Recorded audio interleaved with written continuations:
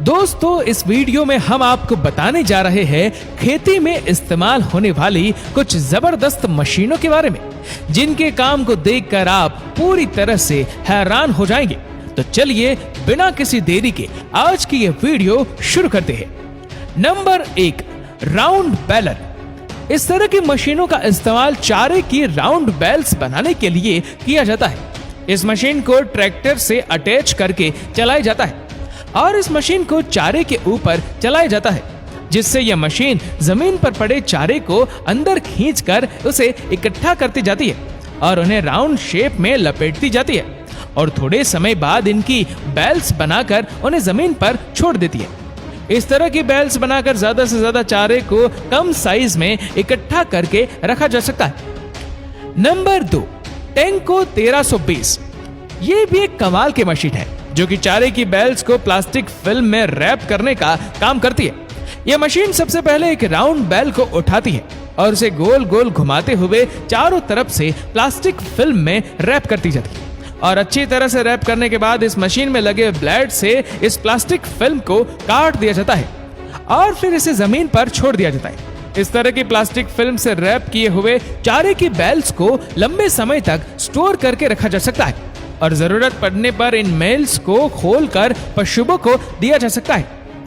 Number 3, plastic mulching. इस तरह की मशीनें भी शायद ही पहले आपने कभी देखी होगी। जब इस मशीन को मिट्टी में चलाया जाता है तो ये मशीन मिट्टी को प्लास्टिक की फिल्म में कवर करती जाती है और साथ ही ये मशीन इन प्लास्टिक फिल्म में हॉल करके उसमें लगातार बीज भी डालती जाती है। इस तरह से मिट्टी को प्लास्टिक फिल्म में रैप करने से मिट्टी का मॉइस्चर लंबे समय तक बरकरार रहता है, जिससे फसलों को कम पानी की जरूरत पड़ती है और इस प्लास्टिक फिल्म के अंदर फसलों को ग्रो होने के लिए एक अच्छा इन्वॉल्वमेंट भी मिलता है। नंबर 4, मोबिलर गुले मिक्सर। ये एक तरह की बड़ी मिक्सिंग क्रेन होती है जिसका इस्तेमाल बायोगैस की सैलरी बनाने में किया जाता है। बायोगैस प्लांट में गोबर और सारी जरूरी केमिकल्स को डालने के बाद उसे इस मशीन के जरिए मिक्स किया जाता है। इस मशीन में आगे की तरफ ग्राइंडर लगा होता है जो कि सारी चीजों को मिक्स करते जाता है। इस मशीन को रिमोट के जरिए ऑपरेट किया जाता है। इस तरह से इंग्रेडिएंट को अच्छी तरह से मिक्स करने के बाद एक बायोगैस सैलरी तैयार होती है जिससे बायोगैस प्रोडक्शन की जाती है। Number 5, flame wedding. इस तरह की मशीनों का इस्तेमाल खेतों में नई फसल बोने के ठीक पहले किया जाता है, क्योंकि फसल काटने के बाद उनके अवशेष और कई तरह की घास फूस जमीन में रह जाती है, तो उन्हें पूरी तरह से नष्ट करने के लिए इस फ्लेम वेडिंग प्रोसेस का इस्तेमाल किया जाता है।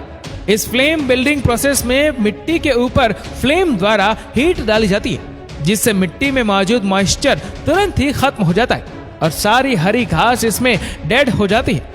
ऐसा करने से नई फसल के साथ कोई और घास नहीं उगती। Number 6, big bird 747। ये ट्रैक्टर दुनिया का सबसे बड़ा और पावरफुल ट्रैक्टर है। इस ट्रैक्टर की पावर देखकर आप पूरी तरह से हैरान रह जाएंगे। ये अकेला ट्रैक्टर 10 नॉर्मल साइज ट्रैक्टर के बराबर है।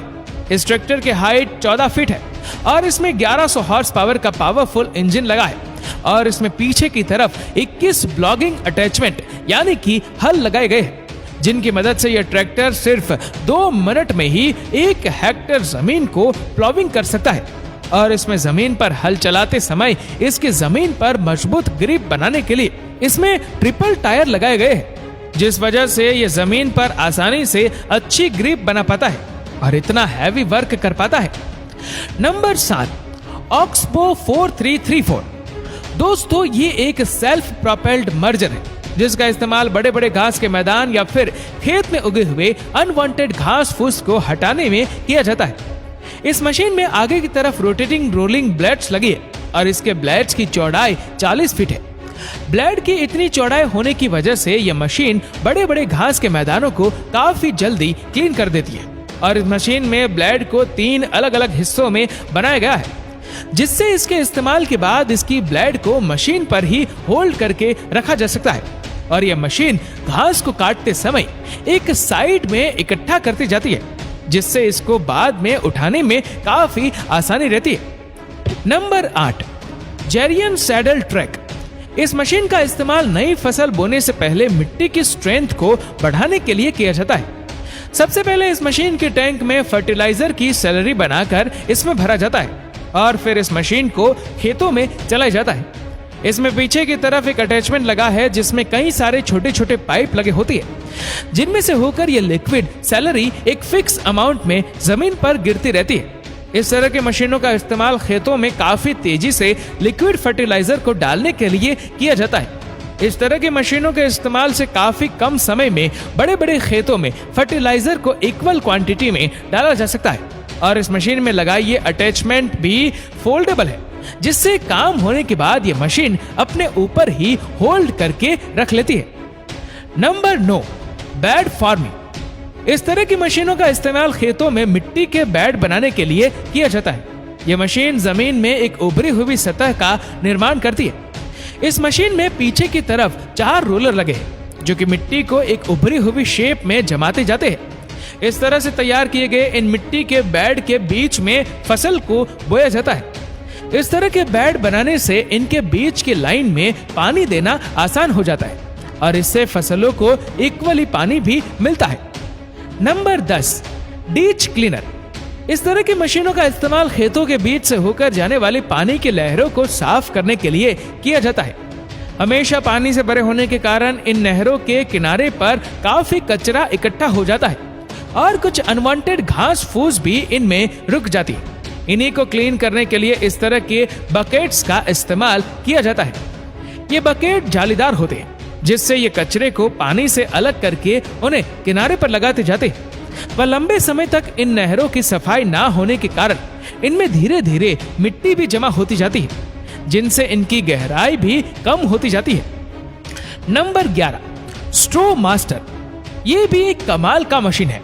इसका इस्तेमाल खेतों में मौजूद अनवांटेड घास फूस या फिर फसल काटने के बाद बचे हुए कचरे को खेत से हटाने के लिए किया जाता है। इस मशीन के अटैचमेंट की चौड़ाई 42 फीट है और इसमें नीचे की तरफ 2-2 फीट लंबे लोहे के नुकीले कांटे लगाए गए हैं। ये लोहे के कांटे जमीन को खोदते हुए चलते जाते हैं, जिससे कचरा इनमें फंसकर इकट्ठा हो जाता है और अनवांटेड घास फूस बीच में फंस जाती है। इस तरह से यह मशीन महज कुछ ही मिनट में बड़े बड़े खेतों से कचरा साफ कर देती है। तो दोस्तों, आपको इनमें से कौन सी टेक्नोलॉजी सबसे ज्यादा अच्छी लगी, हमें नीचे कमेंट बॉक्स में जरूर बताएगा। और अगर आपको वीडियो अच्छा लगा हो तो इस वीडियो को लाइक करेगा, शेयर करेगा ज्यादा से ज्यादा लोगों तक, और ऐसे ही और भी रोचक जानकारियों के लिए सब्सक्राइब करें हमारे यूट्यूब चैनल को और फेसबुक पर फॉलो करें हमारे पेज को। धन्यवाद।